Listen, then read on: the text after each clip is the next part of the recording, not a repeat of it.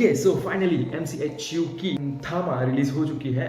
First of all I would like to talk about synopsis of this movie.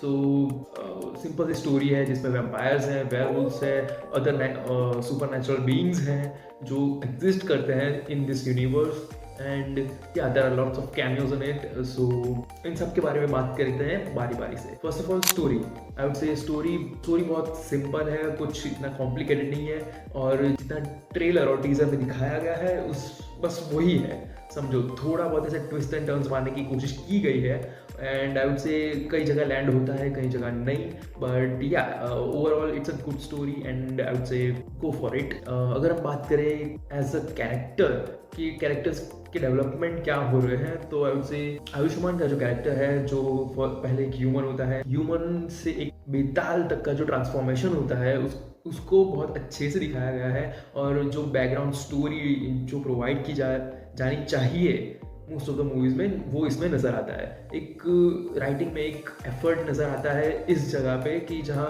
एक background story world building बताया गया है जहाँ हमें ऐसा नहीं लगता कि we are out of place. जैसे ही हमारा जो मेन कैरेक्टर है वो जैसे जैसे चीज़ें एक्सप्लोर करता जाता है उस वर्ल्ड में वैसे ही हमें भी दिखाया गया है, which is probably good. I would say we are going to talk about spoilers from this movie, so if you haven't watched it yet I would suggest stop right now. So let's talk about spoilers.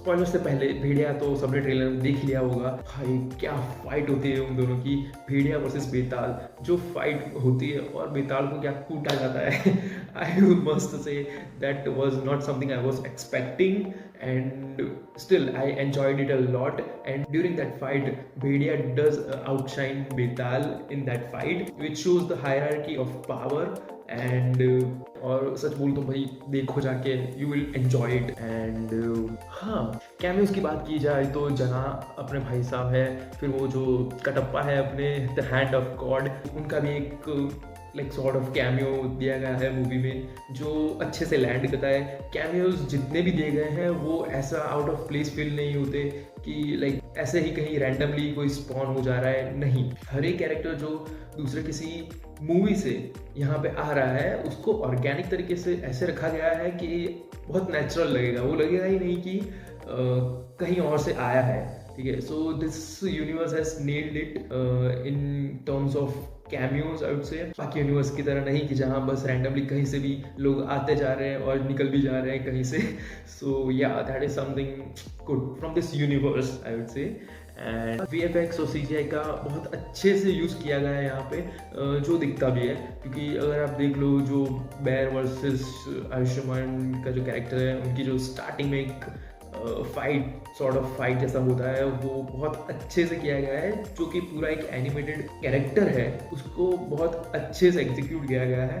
Apart from that, the fight between Beetal and Bhediya that was also executed very well. उसको मतलब as a werewolf हमने अभी तक देखा ही नहीं था। जो भी देखा था एक डॉग जैसा था जो बस घूमता रहता था और अटैक करता था, that's what we have seen until now. But जैसे ही वो ट्रांसफॉर्मेशन होता है भेड़िए का as a werewolf which we have seen thousands of time in different movies, जैसे ही वो आता है तो भाई क्या लगता है, मतलब that's what specifically I wanted to watch. Because werewolf ऐसा होना चाहिए कि जिसको देख के हमें खौफ आए अंदर से, और पहले नहीं था वो, बट अभी का जो भेड़िया है that is something I would से परफेक्ट। अपार्ट फ्रॉम दैट छोटे मोटे जोक्स और कॉमेडी के नाम पे मैं बोलूँगा इतना लैंड नहीं करती personally for me, and also comedy subjective, so may be शायद आप लोगों को कॉमेडी लगे वो, पर मुझे इतनी लगी नहीं एंड आई वुड से इतनी ज़रूरत थी भी नहीं। ओके हल्का फुल्का लाइट हार्टेड कॉमेडी हो रही थी, I had smile on my face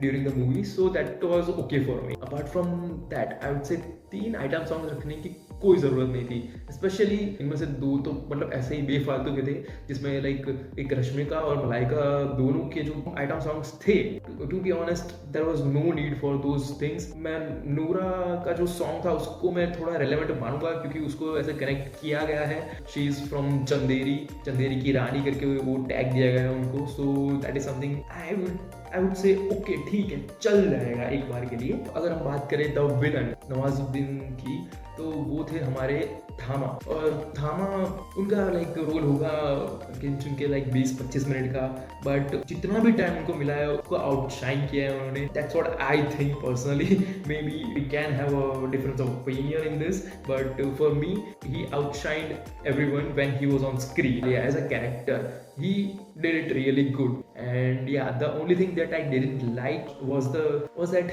भाई रश्मिका को क्यों रखते हैं ये लोग हर बार? भाई उसको बोलना नहीं आ रहा है, ठीक है, तो डबिंग करा लो यार किसी और से, पर नहीं आ रहा ना तो ठीक है, क्यों लेना है उनको? लाइक एनिमल में आपने देखा भाई वो बोल क्या रही थी, आधा तो समझ में नहीं आ रहा था। Same thing here also, same exact thing, मतलब बस करो बहन, बस करो। So let's talk about the mid credit scene and the end. So सब कुछ समाप्त हो गया, बेताल की फाइट सब हो गया, ठीक है, हमारे असली थामा आयुष्मान को अपनी गद्दी मिल गई and everything is going good. But at the end हमें पता चलता है कि भेड़िया अब आ चुका है बेतालों की नगरी में, क्योंकि उसे अपने थामा का खून चाहिए, और थामा है हमारे आयुष्मान जी, ठीक है। बट उसके अलावा एक और चीज आती है नेक्स्ट सीन में, जहां हमें पता चलता है कि जो नवाजुद्दीन का जो कैरेक्टर है जहां पे बंधा हुआ है, उसको उसकी बेड़िया तोड़ के ले गया है हमारा सरकटा, और फेस भी रिवील नहीं किया गया। I don't know why, but as of now I am thinking that it is Akshay Kumar, because हमने देख लिया था स्त्री 2 में, जहाँ लाइक एंडिंग में उस कलश में जो ऐसे लावा थिंग जो भी अक्षय को दी जाती है, वो उस सरकटे की शायद अस्थियां होती है। अक्षय कुमार का जो कैरेक्टर है वो उन अस्थियों को ऐसे स्वेलो कर लेता है, आई गेस। सो वो खुद ऐसे ट्रांसफॉर्म हो जाता है सरकटे के जैसा, और अंदर से ऐसे लावा और वो सब निकलने लगता है। सो इस हिसाब से देखें तो फिलहाल MHCU का जो मेन विलन है वो होता है हमारे Akshay Kumar as a sarkata. That's what I think, and I don't know why उन्होंने फेस रिवील नहीं किया, but totally fine with that. But now he is trying to, you know, pull all the baddies from all over the universe to have the Mahayuddh, and yeah, I can't wait to see that big battle. But yeah, we have to wait because जितनी भी movies आने वाली थी जो light up थी, उन सबको अब डिले कर दिया गया है। बस एक चीज जो फाइनल है अभी फिलहाल के लिए, वो है कि शक्तिशालिनी इस यूनिवर्स की जो नेक्स्ट मूवी है वो आने वाली है next year. So let's see how that goes, and yes, this is the only universe that is successfully running in Bollywood. So I just hope कि ये ज़्यादा बेटर हो आगे जाके, और एक बड़ा क्लैश देखने मिले हमें। So that's it from my side. Thank you for watching my video, and don't forget to like, share and subscribe to my channel. और अगर आपको ऐसे ही मूवीज के बारे में डिस्कस करना अच्छा लगता है, then do follow me on Instagram. That's it from my side, and thank you for watching.